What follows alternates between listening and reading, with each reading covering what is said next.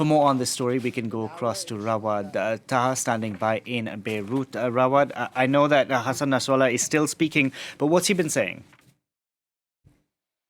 I think the main points that Hassan Nasrallah has mentioned up until now in his very long speech is that first, he did mention or hinted that Hezbollah and Iran were not aware of the timing of the operation that Hamas was going to conduct this operation. So specifically, he mentioned that they had no intel on the timing of the operation.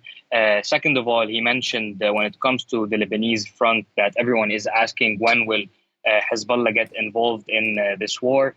He mentioned that Hezbollah has been part of this war since October 8th. So Hezbollah, according to Nasrallah, is part of the war. When it comes to further escalation down on the Lebanese front, he mentioned that the Hezbollah has been already attacking the Israeli military sites and thus shifting the focus of the Israeli military from only the Gaza front to the Lebanese front as well, and thus trying to limit the Israeli army focus on Gaza. This is according to his words. However, he did mention that the current confrontations at the border may actually increase in intensity without further clarifying any details.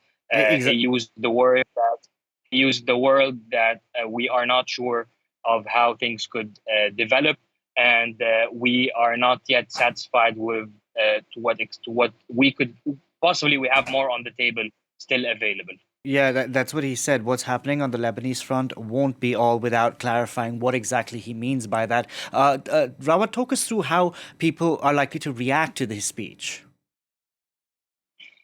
To some extent, this speech has been very much expected by a lot of people, especially over the past few days, given the fact that Hezbollah called on people to rally in the streets and in different locations, as we were seeing in the live feed.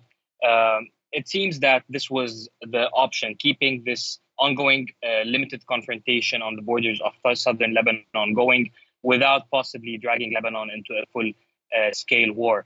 Definitely, there is a great opposition from a number of political parties in Lebanon, and as well as the Lebanese people, to even these current confrontations. People calling on Hezbollah to stop its attacks on Israel, not give Israel a reason for it to attack Lebanon on a wider scale.